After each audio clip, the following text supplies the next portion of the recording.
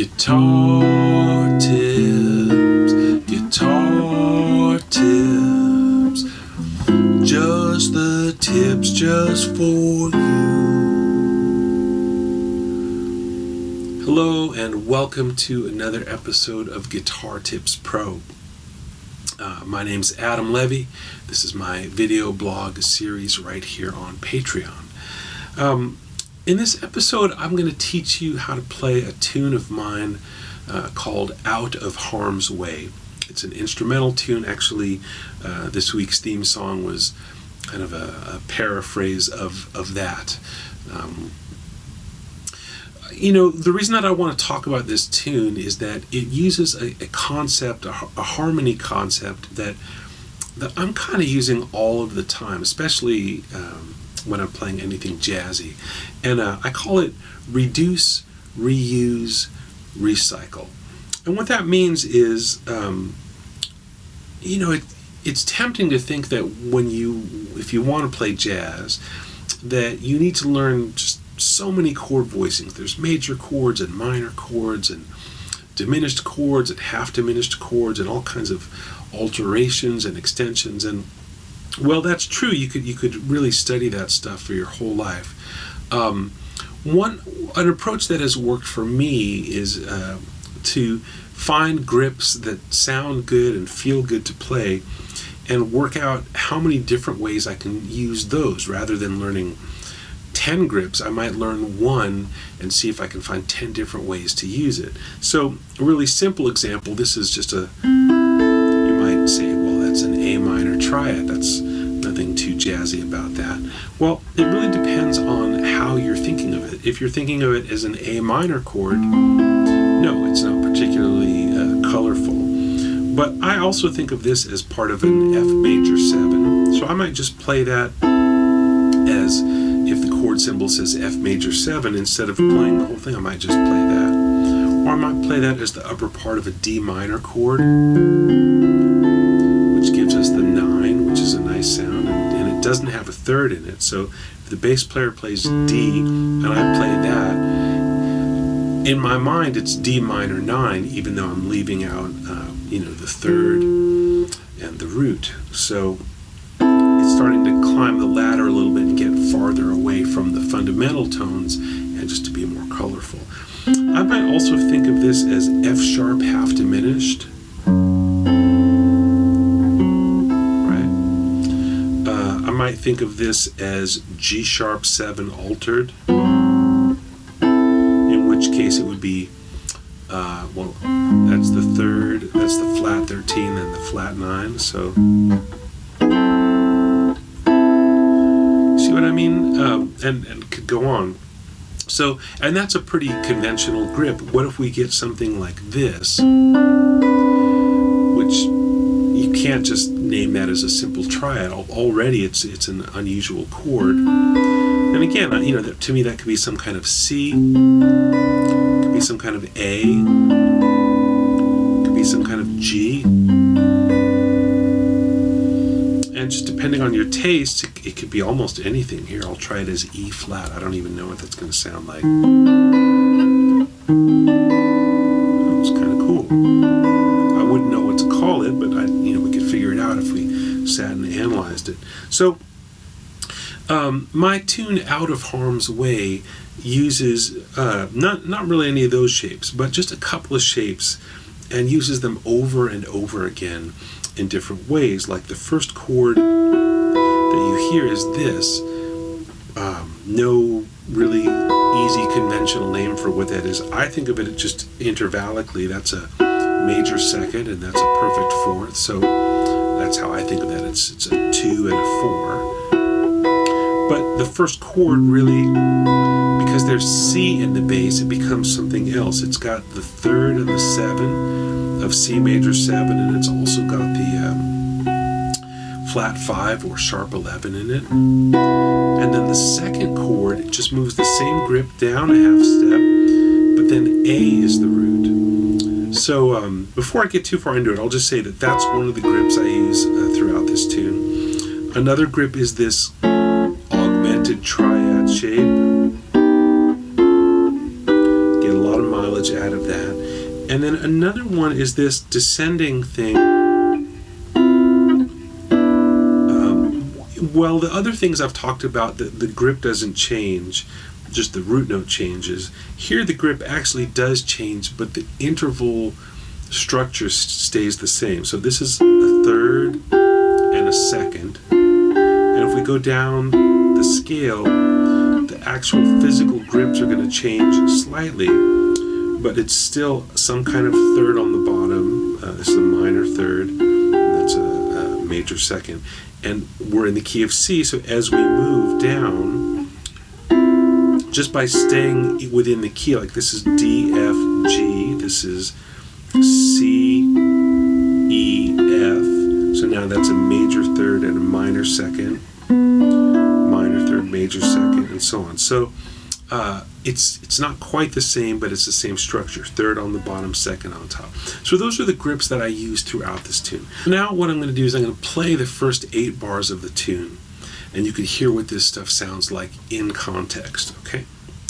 1, 2, 3, 4.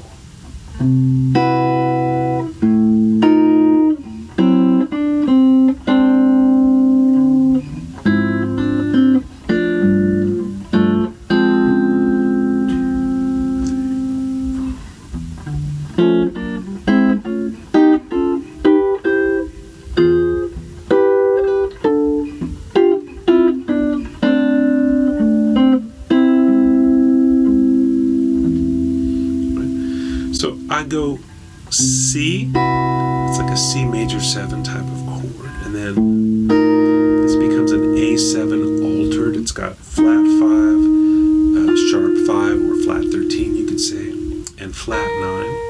So, and then this is just kind of a D9 voicing, and then D7 flat 5.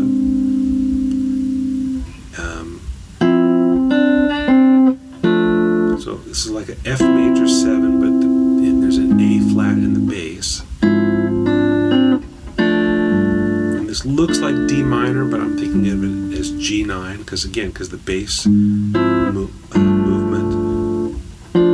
And then this is just an F minor triad. So I didn't mention this, but there's also just a lot of triads in this tune, but again used in slightly disguised ways. It's F minor, but in the tune it's really acting as the upper part of a D flat major 7. So again, that's the first 4 bars.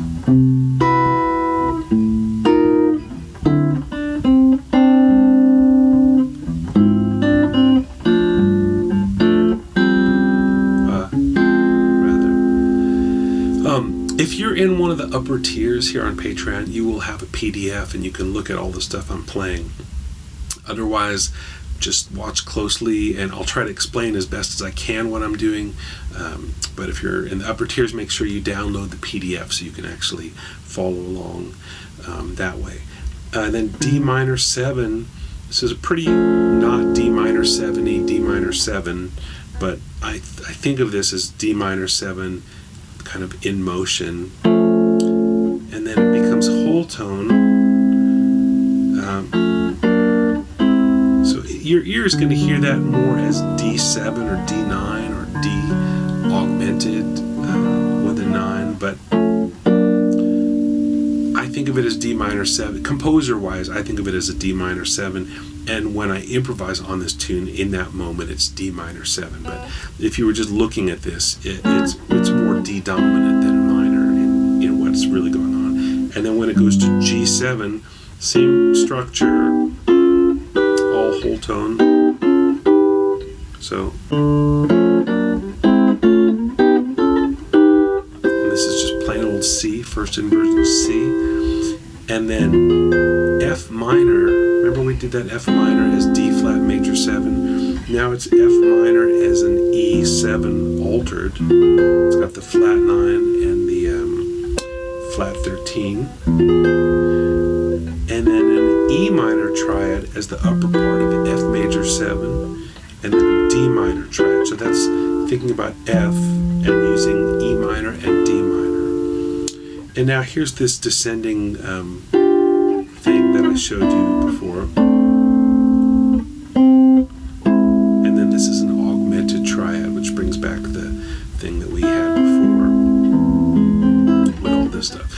really, this is a grip, this is a grip, you know, the augmented shape, this is a thing, and then some minor triads. Pretty limited vocabulary grip-wise, right? So now let's look at the next 8 measures. Starts with the same voicing up top, but now A is the root, and then when it goes down a half step, G flat is the root. So listen to that. So before we're going, now we're going, and then this grip becomes part of goes down another half step and becomes part of an F major chord.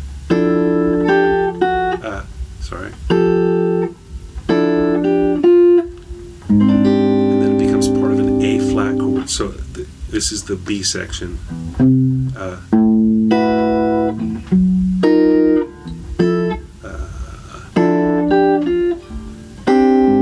it is. And now some other stuff.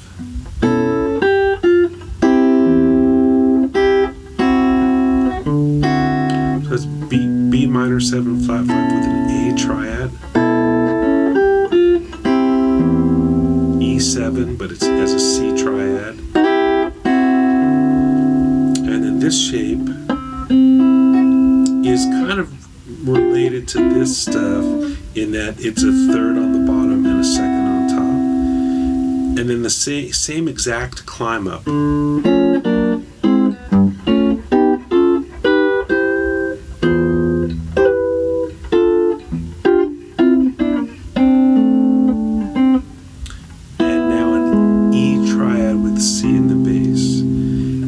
Little G flat 9 with a flat 5. It's a lot of information. I know. I could see some of you like rolling your eyes or just stopping watching this video because it's a lot. But I hope you can at least before you phase out here get the idea of what I'm doing. I'm using as a composer and also just as a guitar player, I'm trying to use limited materials to get as much as I can out of it, rather than thinking I need more resources, I need more chord voicings, I need more whatever. Don't be afraid to use grips that sound good to you in some different ways, and don't be afraid to repeat sections of a tune.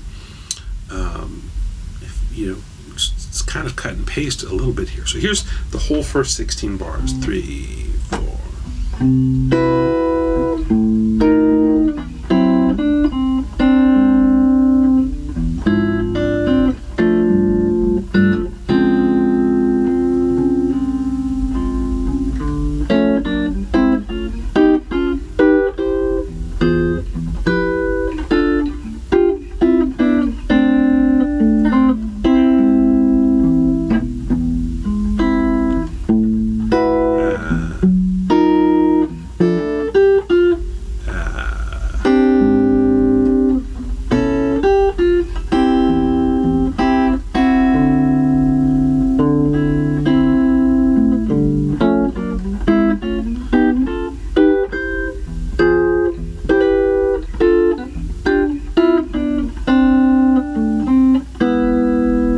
As a C chord with a C major 7 sharp 5, and then this G flat dominant with a 9 and a flat 5. Now I'll play the bridge section, which moves pretty differently. Instead of these kind of grippy things, it's more counterpoint. There's just 2 melodies that sometimes they move in parallel, sometimes they move in different ways. I'll play it and you'll hear what that sounds like. 1, 2, 3, 4.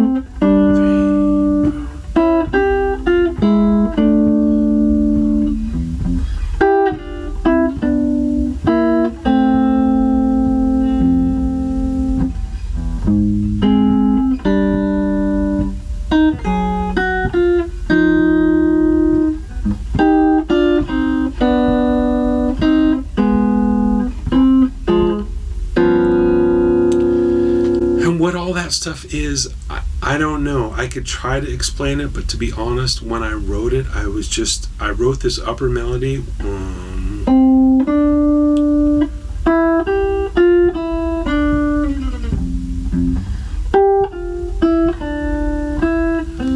And then the second melody, I just tried to hear stuff that would be chromatic, but kind of go slightly outside and then come back towards the basic harmony that I was trying to convey. You know, I had been listening to a lot of Duke Ellington and Billy Strayhorn and a little bit of Monk when I wrote this, so I tried to use some of those devices that those composers might use, or, you know, something that you might write if you were writing for a little jazz orchestra rather than a guitar part.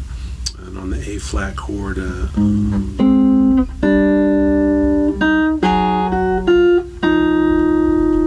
it's really just this. Underneath that, there's a chromatic line. So the whole thing together.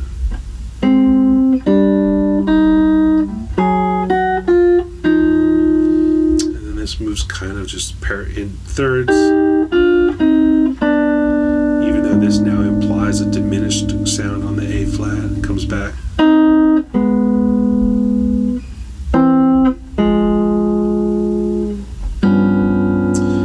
Hard to analyze that because I was really just I wrote the upper melody and then I tried to write a lower melody that sounded interesting.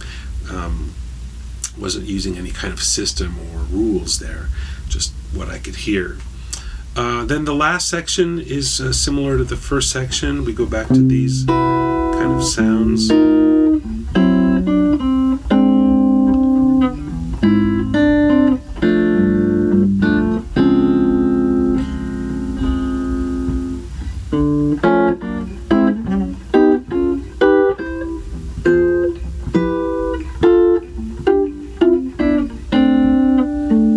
First ending goes E7, A7, D7, and then you go back to the top and you can improvise. At the end of the tune, when we get to that last section, there's a slightly different ending. So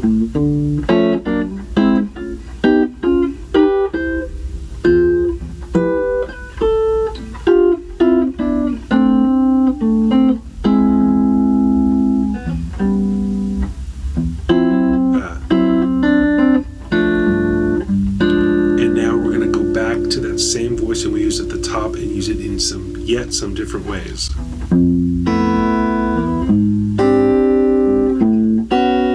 So that's F major 7 with that grip, A flat major 7, same grip. Then the bass note goes up to A, but the grip goes down, so we go, and then another little sort of triad over a root, so that's E flat dominant 7, but expressed as F triad over E flat, and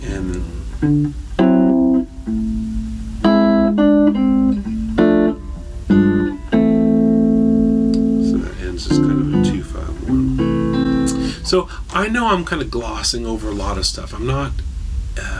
This would be a very, very, very epic episode if I broke down all the rules of jazz harmony and why stuff works or sounds the way it does. But what I hope you'll do, just as a takeaway, is to use the idea of this, even if you don't learn to play this tune note for note. Just think about, what little chord things sound good to your ear. Just put your fingers down on 3 notes. Maybe start with 3 notes from a key. So let's say we're in A. So I'll just grab, these are 3 notes from the key of A, E, C sharp, B. But by itself, it doesn't really sound exactly like an A something, or it could be almost anything if you just try different root notes under it.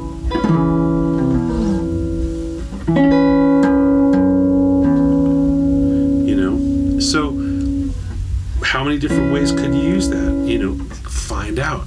Let's pick another 3 notes from A. Here's C sharp, F sharp, and B. C sharp, F sharp, B. That could be A. Could be an E thing. If you want to try something more unusual, it could be an F thing. Or maybe an thing. Oh, that's lovely. That's completely surprised me.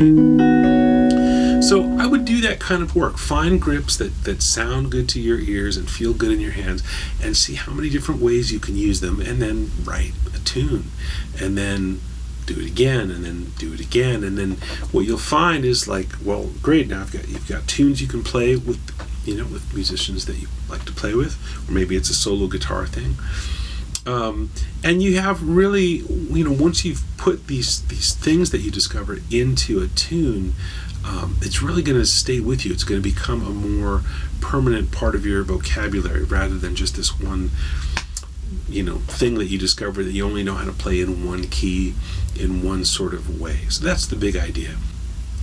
Reduce, reuse, recycle. Reduce, reuse, recycle. Go ahead, say it. It's nice. Reduce, reuse, recycle. Yeah, try it out. Until next time, here in Los Angeles, I'm Adam Levy for Guitar Tips Pro. Stay tuned and take good care.